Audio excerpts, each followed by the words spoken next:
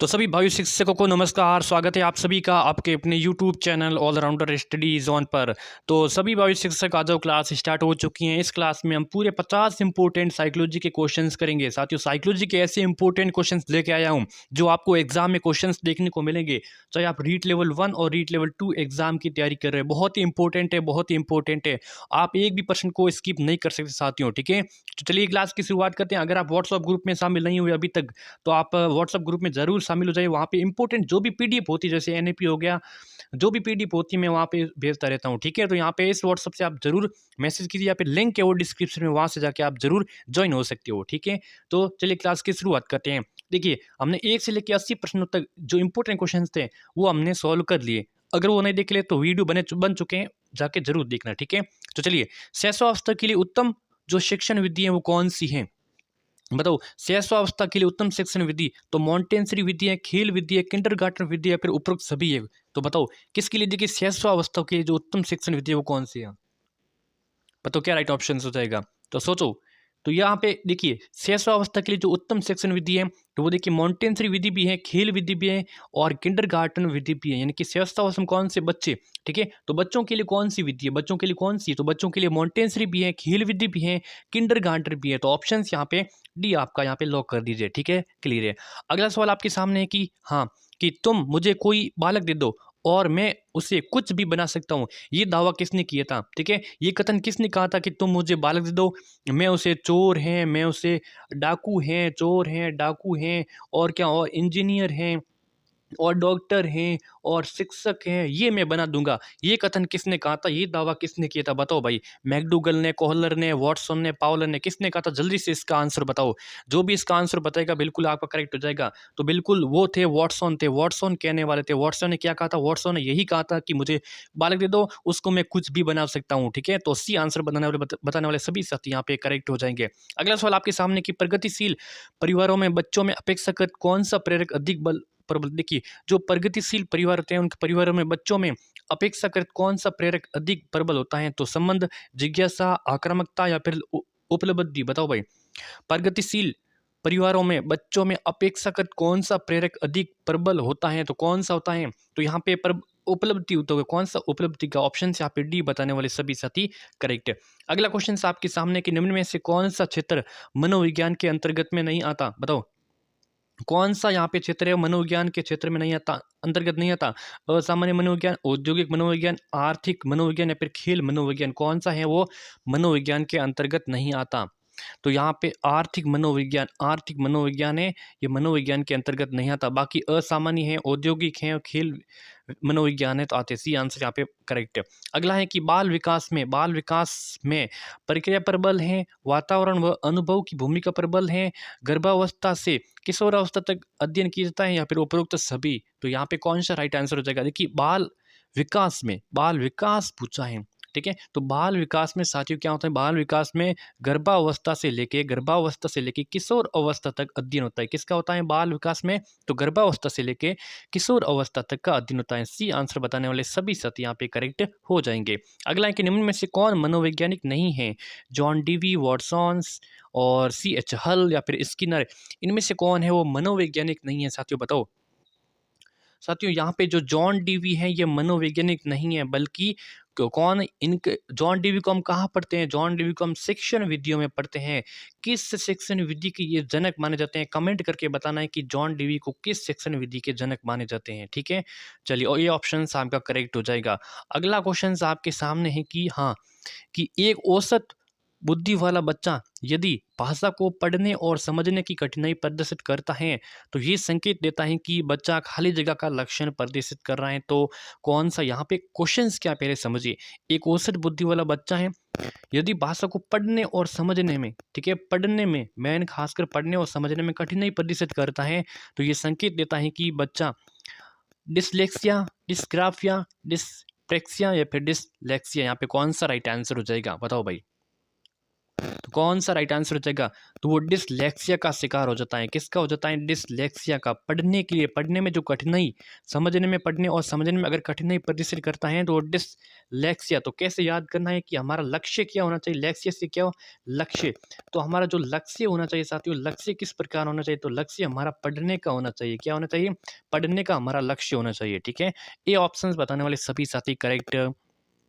अगला है कि निम्न में से शिक्षा मनोविज्ञान किस में उपयोगी नहीं है? किस में शिक्षा मनोविज्ञान उपयोगी नहीं है?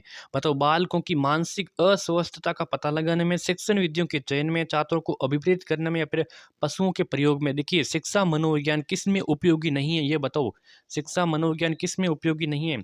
साथियों, पशुओं के प्रयोग में, पशुओं के प्रयोग में शिक्षा मनोविज्ञान का कोई उपयोग नहीं है, बल्कि जो बच्चों की मानसिकता है, उनकी अस्वस्थता, बच्चों की जो मानसिक अस्वस्थता कितनी है, उनका पता लगाने में काम आती है शिक्षा मनोविज्ञान।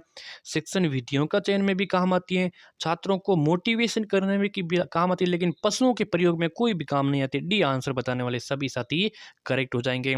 चैनल को सब्सक्राइब नहीं किया तो यूट्यूब चैनल को आज से ही सब्सक्राइब करके नोटिफिकेशन प्रेस पे ऑल पे क्लिक कर लेना है।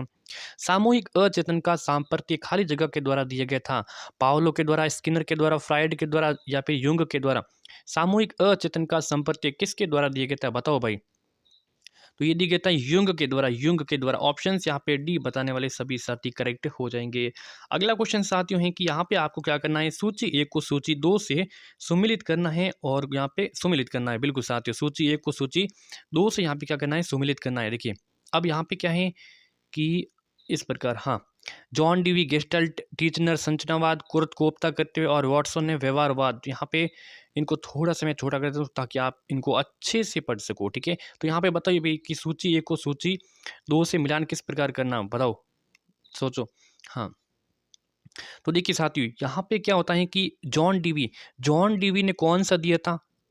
तो जॉन डीवी ने दिया था यहाँ पे कर्तव्यवाद का। तो यहाँ पे स है, क का क्या हो जाएगा? स हो जाएगा। अब जो टीचनर ने क्या दिया था? बताओ।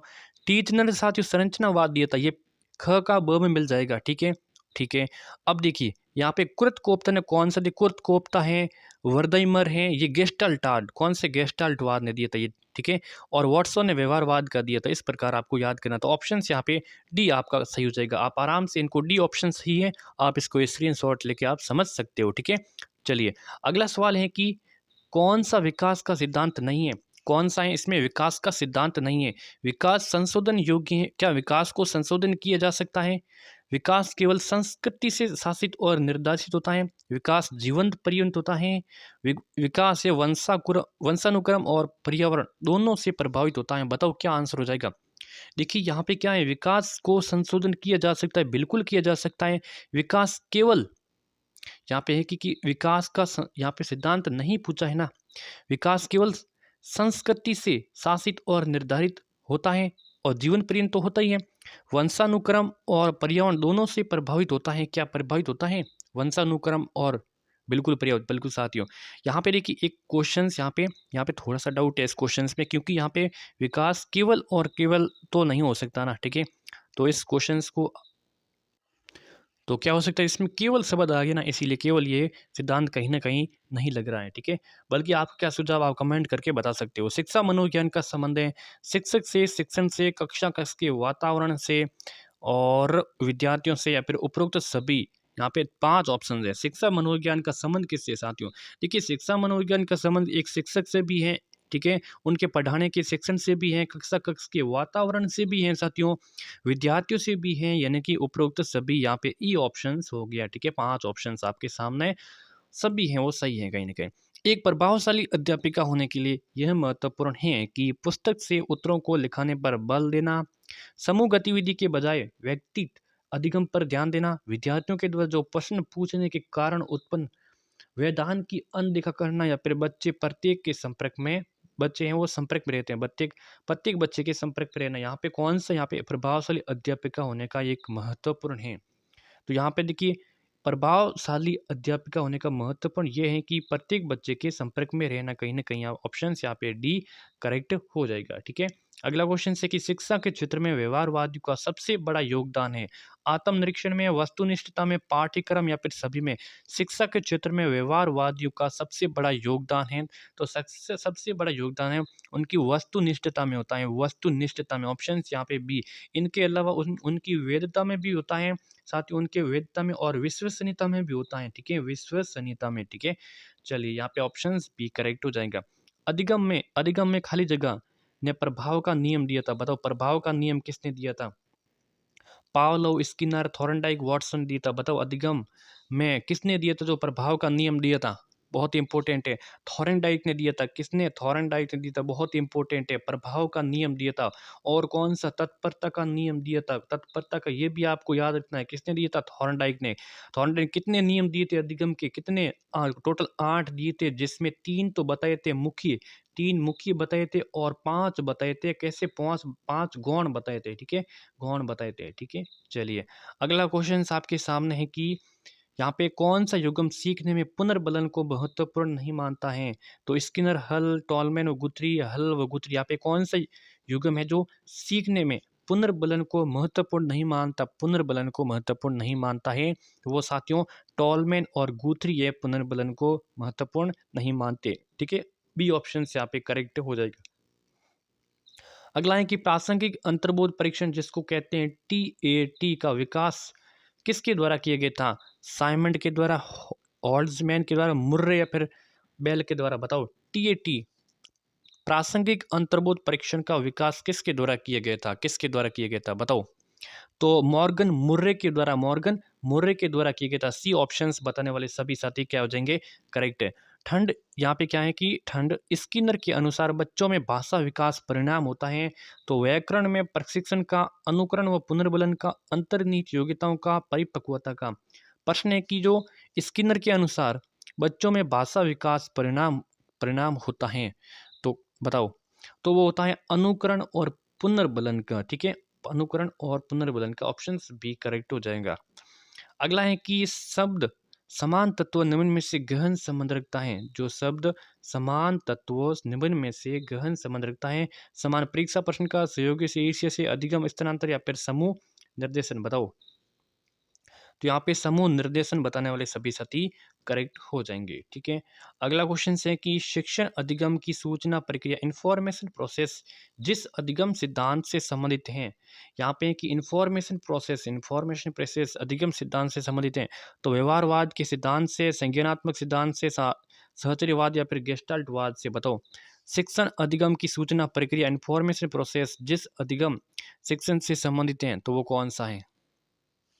तो वो संज्ञानात्मक सिद्धांत से। किससे हैं? संज्ञानात्मक सिद्धांत से संबंधित। ऑप्शंस भी बताने वाले सभी सभी करेक्ट हो जाएंगे। अगला है कि सीखने की प्रक्रिया में विद्यार्थियों के द्वारा त्रुटियों के संबंध में आपकी दृष्टि से निम्नलिखित में से कौन सा कथन यहाँ पे सर्वोत्तम है? सीखने की प्रक्रिया में विद्यार्थियों के द्वारा जो दी गई त्रुटियों के संबंध में आपकी दृष्टि से निम्नलिखित में से कौन सा कथन यहाँ पे सर्वोत्तम है? तो यहाँ पे कौन सा कथन? बिल्कुल साथियों, यहाँ पे त्रुटियां अधिगम प्रक्रिया का भाग है। त्रुटियां अधिगम प्रक्रिया का भाग है। किसका भाग है? त्रुटियां यह अधिगम प्रक्रिया का भाग है। ठीक है, ऑप्शन आपका कौन सा? बी करेक्ट हो जाएगा। अगला प्रश्न साथियों है कि प्रयास व त्रुटि किस नियम पर आधारित है? प्रयास व त्रुटि आंशिक, बहुक्रिया, मनोवर्ती, सहचर्य परिवर्तन। प्रयास व त्रुटि किस नियम पर आधारित है? बताओ, बहुत इंपॉर्टेंट क्वेश्चन हैं। तो ये बहु अनुक्रिया, ठीक है, बहु अनुक्रिया पर आधारित है। ऑप्शन आपका बी बताने वाले सभी साथी करेक्ट हो जाएगा। बताओ कि प्रयास व त्रुटि का सिद्धांत किसने दिया था? कमेंट करके बताओ। ठीक है, अगला है कि शिक्षा मनोविज्ञान के संदर्भ में सर्वाधिक उपयुक्त कथन कौन सा है? शिक्षा मनोविज्ञान दर्शन शास्त्र की एक शाखा है। शिक्षा मनोविज्ञान मनोविज्ञान की शिक्षा के क्षेत्र में एक शाखा है। शिक्षा मनोविज्ञान मनोविज्ञान अध्ययन एवं शिक्षण है। शिक्षा मनोविज्ञान मन का शिक्षण है, मन का जो शिक्षित विज्ञान है। बताओ शिक्षा मनोविज्ञान के संदर्भ में। तो यहाँ पे राइट ऑप्शन हो जाए कौन सा? शिक्षा मनोविज्ञान किसकी शिक्षा? क्या शिक्षा मनोविज्ञान दर्शन शास्त्र की एक शाखा है?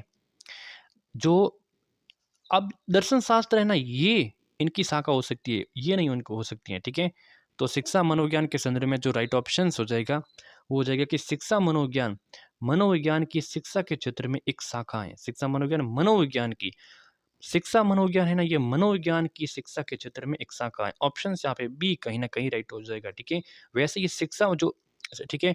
और मनोविज्ञान है ना, मनोविज्ञान ये दर्शन शास्त्र से अलग हुआ है, ठीक है, दर्शन शास्त्र से अलग हुआ, तो ये इनकी शाखा हो सकती है, लेकिन शिक्षा मनोविज्ञान नहीं हो सकती है। शिक्षा मनोविज्ञान मनोविज्ञान की शिक्षा के क्षेत्र में एक शाखा है, ठीक है। यहाँ पे बी ऑप्शन हो जाएगा करेक्ट, यहाँ पे कंफ्यूज नहीं होता है शिक्षा मनोविज्ञान, ठीक है, मनोविज्ञान अलग है, शिक्षा मनोविज्ञान अलग है, ठीक है। चलिए, आई थिंक आप समझ गए होगे। अगला सवाल है कि यहाँ पे, हाँ, अब तीन शिक्षार्थी अंग्रेजी पढ़ते हैं जिनके अलग अलग लक्ष्य हैं। का लक्ष्य क्या है कि विषय रुचि, है वो विषय रोचक हैं, वो भावी जीवन में काम आएगा। ब है कक्षा में पहला स्थान प्राप्त करता है। और स परीक्षा उत यहाँ पे क्या उत्तीर्ण होने के उत्तीर्ण होने पर होने वाला ग्रेड प्राप्त हो जाए। निष्पादन निष्पादन अपेक्षा वो निपुणता का सही क्रम बताना यहाँ पे, ठीक है। तो कौन सा हो जाएगा सही क्रम? तो यहाँ पे निष्पादन की बात करें तो यहाँ पे ब पहले आएगा, स को बाद में, उसके बाद में अ। डी आंसर यहाँ पे करेक्ट हो जाएगा, आप इनको समझ सकते हो, ठीक है। अगला है कि बाल केंद्रित शिक्षा के लिए किस मनोवैज्ञानिक ने शिक्षा शास्त्रियों का ध्यान केंद्रित किया? बाल केंद्रित शिक्षा के लिए किस मनोवैज्ञानिक ने शिक्षा शास्त्रियों का ध्यान केंद्रित किया? कोहलर ने, फ्राइड ने, रूसो या फिर स्किनर ने? तो यहाँ पे रूसो ने, सी ऑप्शन यहाँ पे करेक्ट हो जाएगा। अगला है कि अंतर्दृष्टि अधिगम परिणाम है। अंतर्दृष्टि पुनर्बलन का, उद्दीपन अनुक्रिया का, समग्रता गति प्रत्यक्षण का, उद्दीपन सामान्यीकरण का। अंतर्दृष्टि अंतर्दृष्टि अधिगम ये परिणाम है, बताओ किसका परिणाम है? तो ये परिणाम है किसका? समग्राकृति प्रत्यक्षीकरण का। सी आंसर आपका करेक्ट हो जाएगा, ठीक है। अगला है कि शारीरिक परिवर्तन के लिए जिन शब्दों का प्रयोग किया गया है वो अभिवृद्धि, विकास, परिपक्वता, देखिए यहाँ पे शारीरिक परिवर्तन के लिए जिन शब्दों का प्रयोग किए गए हैं शारीरिक के लिए, बताओ। देखिए शारीरिक के लिए यहाँ पे अभिवृद्धि है। विकास में क्या होता है? शारीरिक भी होता है, मानसिक भी होता है, ठीक है, शारीरिक भी होता है और संवेगात्मक भी होता है, ये विकास में होता है। लेकिन यहाँ पे शारीरिक परिवर्तन पूछ जाए तो यहाँ पे अभिवृत्ति बिल्कुल करेक्ट हो जाएगा, ठीक है। अगला क्वेश्चन से कि क्रिया प्रसूत मुख्यतः बल देता है, तो शिक्षक पर, वातावरण पर, पुनर्बलन पर, अधिगम सामग्री पर, बताओ कौन सा है क्रिया प्रसूत मुख्यतः बल देता है, किस पर बल देता है? तो ये देता है साथियों, ये देता है पुनर्बलन पर। किस पर देता है? पुनर्बलन पर। सी ऑप्शन आपका करेक्ट हो जाएगा। समावेशी शिक्षा के संदर्भ में भाषा शिक्षण के लिए अनिवार्य क्या है? समावेशी शिक्षा के संदर्भ में भाषा शिक्षण के लिए अनिवार्य क्या है? तो इनके लिए जो अनिवार्य है कि विभिन्न प्रकार की गतिविधियों का उपयोग करना, विभिन्न प्रकार की गतिविधियों का उपयोग करना। बोलो क्लियर है यहाँ पे? अगला है कि क्रिया प्रसूत अनुकूलन में पुनर्बलन निर्भर करता है। क्रिया प्रसूत अनुकूलन में पुनर्बलन निर्भर करता है उद्दीपक की प्रकृति पर, अनुक्रिया की प्रकृति पर, एक व दो, या फिर कोई नहीं। तो यहाँ पे अनुक्रिया की प्रकृति पर। ऑप्शन आपका बी करेक्ट हो जाएगा। विभिन्नता का नियम प्रतिपादित किया है, विभिन्नता का नियम प्रतिपादित किया है डार्विन, सोरेनसन ने, पावलोव ने। विभिन्नता का नियम किसने दिया है? विभिन्नता का नियम दिया है डार्विन ने। किसने दिया है? डार्विन ने। ऑप्शन से आपका करेक्ट हो जाएगा। अगला है कि धीमी गति से सीखने वाले बालकों के लिए अधिक उपयोगी सिद्धांत कौन सा है? धीमी गति से सीखने वाले बालकों के लिए अधिक उपयोगी का सिद्धांत कौन सा? बहुत इंपॉर्टेंट है धीमी गति से। तो यहाँ पे हो गया कौन सा? बिल्कुल थॉर्नडाइक का सिद्धांत। कौन सा? थॉर्नडाइक का सिद्धांत। ऑप्शन आपका बी करेक्ट हो जाएगा, ठीक है। धीमी गति से सीखने वाले बालकों के लिए जो अधिक उपयोगी सिद्धांत है वो तो कौन सा है? थॉर्नडाइक का सिद्धांत है, ठीक है। अगला क्वेश्चन है कि निम्नलिखित में से 1912 में किस संप्रदाय का प्रतिपादित गेस्टल्डार्ट का, प्रेरक संप्रदाय का, मनोविश्लेषणात्मक का, सहचर्यवाद संप्रदाय का? 1912 में किस संप्रदाय का प्रतिपादन हुआ था? 1912 में बताओ, 1912 में किसका हुआ था? तो 1912 में होता कौन सा? गेस्टाल्ट, गेस्टाल्ट संप्रदाय का, ठीक है। ऑप्शन से बताने वाले सभी साथी करेक्ट हो जाएंगे। अगला है कि किस, यहाँ पे कि किस में ऐच्छिक व्यवहार उसके परिणामों से शक्तिशाली वो कमजोर होता है? किस में ऐच्छिक व्यवहार उसके परिणामों से शक्तिशाली वो कमजोर होता है? तो ये क्रिया प्रसूत पर होता है। ऑप्शन आपका बी करेक्ट हो जाएगा, ठीक है। अगला प्रश्न है साथियों कि जेम्स ड्रेवर ने मनोविज्ञान को किस प्रकार का विज्ञान माना? बताओ जेम्स ड्रेवर ने मनोविज्ञान को किस प्रकार का माना है? तो यहाँ पे शुद्ध विज्ञान माना है। क्या माना है? शुद्ध विज्ञान। सी आंसर बताने वाले सभी साथी करेक्ट हो जाएंगे। अगला है कि सीखने का करना कौन से पक्ष से संबंधित है? सीखने का। करना कौन से पक्ष से? सीखने का गद्य क्षेत्र से, मनोविज्ञान क्षेत्र में, संज्ञानात्मक या फिर भावात्मक? यहाँ पे करना में क्या होता है बताओ भाई? तो करना में यहाँ पे गति होती है, ठीक है, गति होती है, तो सीखने से ये गति क्षेत्र का है। ऑप्शंस आपका ए सही हो जाएगा। अगला है कि निम्नलिखित में से यहाँ पे क्या, चिंपैंजी पर प्रयोग किसके द्वारा किया गया था? चिंपैंजी पर प्रयोग किसके द्वारा किया गया था? तो कोहलर, ठीक है, चिंपैंजी है ना, चिंपैंजी नामक वन मानुष था, कोहलर ने उनका प्रयोग किया था। ऑप्शन आपका सी करेक्ट हो जाएगा, ठीक है। अगला है कि बच्चों के संज्ञानात्मक विकास को सबसे अच्छे तरीके से कहाँ की परिभाषित किया जा सकता है?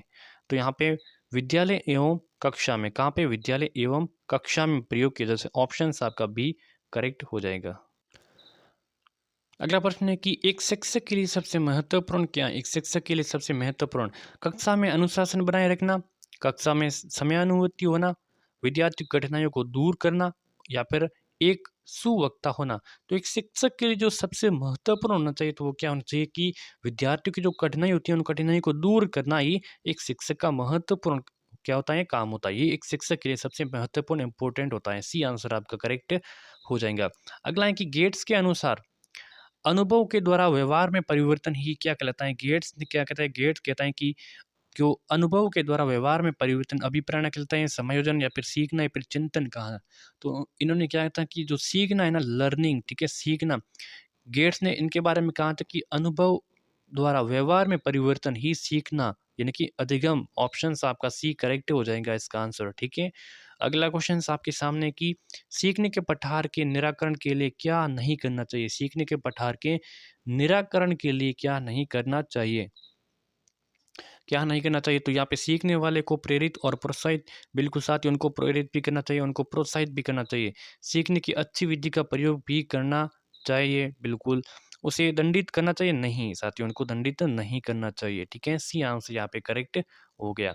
अगला है कि हाँ, जिस वक्र रेखा से प्रारंभ में जिस एक सेकेंड, हाँ, जिस वक्र रेखा में प्रारंभ में सीखने की गति तीव्र होती है और बाद में ये क्रमश बंद होती है, तो उसे क्या कहते हैं? देखिए यहाँ पे क्या है कि जिस वक्र रेखा में प्रारंभ में स्टार्टिंग में वो सीखने की गति क्या हो जाती है? तीव्र हो जाती है। ये वक्र रेखा है, स्टार्टिंग में क्या होती है? वो तीव्र होती है, ठीक है। उसके बाद में क्या क्रमश मंद हो जाती है, उसके बाद में मंद हो जाती है ऐसे, ठीक है।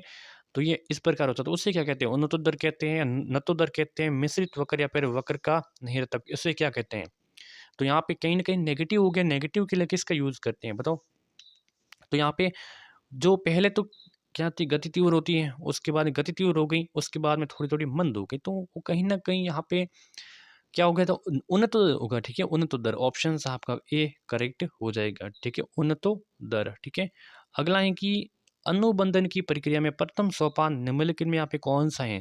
अनुबंधन की प्रक्रिया में प्रथम सोपान उत्तेजना, आवृत्ति, सामान्यीकरण, किसकी? अनुबंधन की प्रक्रिया में। अनुबंधन की प्रक्रिया में प्रथम सोपान है उत्तेजना है। क्या है? उत्तेजना बताने वाले सभी साथी करेक्ट हो जाएँगे। अगला सवाल क्या है कि अगला सवाल है कि निम्नलिखित में से कौन-सी दशा ध्यान को आकर्षित करने की आंतरिक दशा नहीं है? उद्दीपन की स्थिति, आवश्यकता है, और एक और ये 2 दोनों हो सकते हैं, या फिर ऑप्शंस और हैं कि 1 हो 2 यहाँ पे, या तो 1 है या फिर 2 हैं, और चौथे ऑप्शंस में आपको ए या 2 दोनों हो सकते हैं। तो कौन सा राइट ऑप्शंस हो जाएगा यहाँ पे?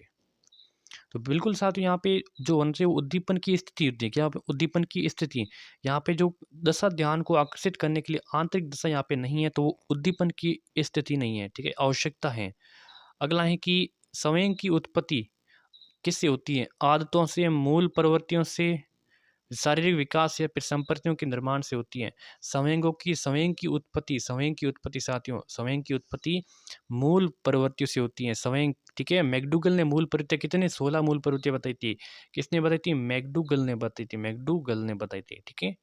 अगला क्वेश्चन है कि अभिप्रेरण के लिए अक्सर खाली जगह शब्द का प्रयोग किया जाता है। तो संवेग, आवश्यकताएं, भावनाएं, पर प्रत्यक्षीकरण, बताओ क्या हो जाएगा?